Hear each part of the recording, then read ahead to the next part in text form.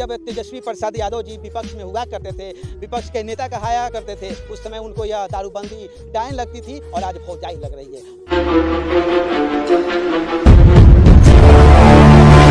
इधर जैसे ही नीतीश कुमार जी बयान दे रहे हैं कि हाँ जो पिएगा वो मरबे करेगा, तो सरकार आपसे भी एक सवाल है कि बिकेगा तो लोग पीबे करेगा। बाकी ये सारे परिजन हैं, वे परिजन हैं जिनके घर से दो दो चिराग बुझा हुआ है।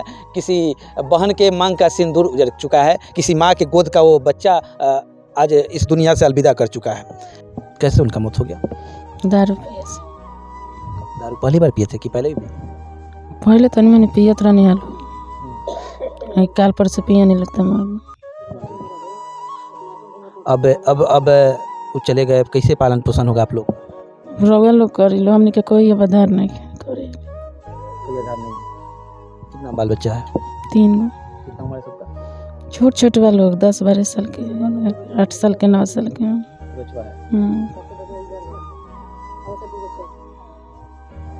और बाकी ये देखिए गोद में एक छोटा सा बच्चा है और इसको पता नहीं है कि इसके माथे का सर का वो जो पिता का सहारा होता है वो आज इस दुनिया में नहीं है। दारू गलत चीज़ है, नहीं पीना चाहिए, लेकिन मिलेगा तो लोग पिए लेता है, जिसका नतीजा होता है कि बेमौत लोग मर रहा है सरकार की निकम्मेपन की वजह से।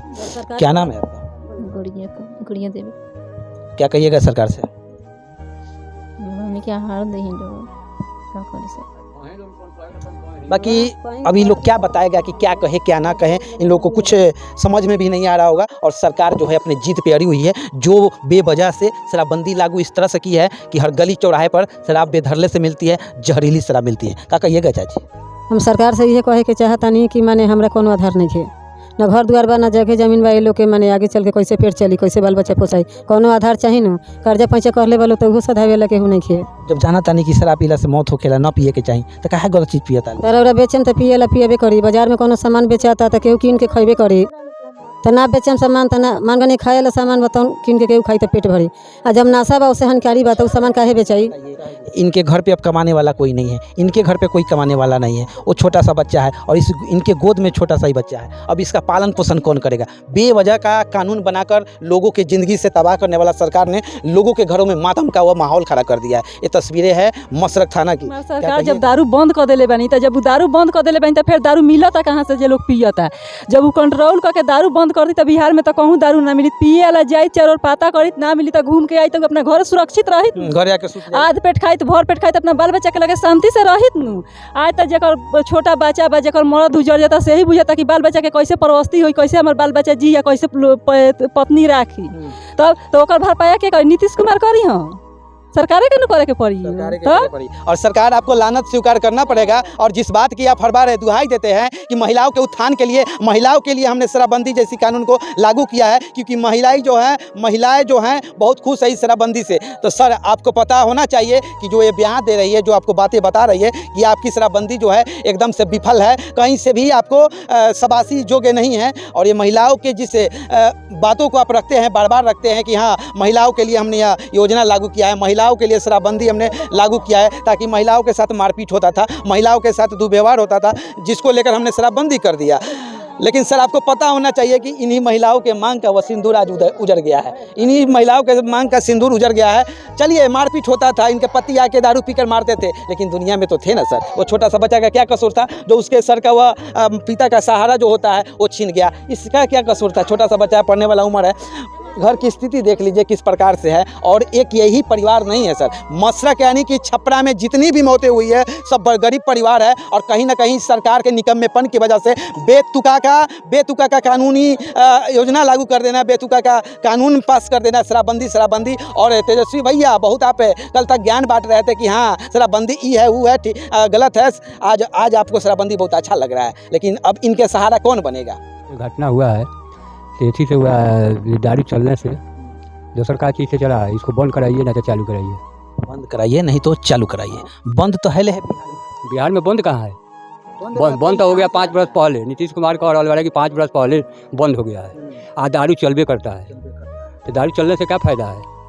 क्या कह रहे थे चाचा? हम का कही, हम तो सरकारे के सब दोस्त दम से बंद बात आवत कहाँ से बा? जाना तानी कि पीला से आदमी मरबे करी तो फिर काहे पियता नहीं? खाने में बेचे वाला तो थोड़ा दोषी बा, तो गरीब टाइप के आदमी बा, कहूँ थोड़ा ओकरा चाहिए दिन भर मेहनत कई लोग। तो ये से उ जाके जबरन पी लेता तनका भर ना रही तो ना पी तो बंद सफा हो जाई तब न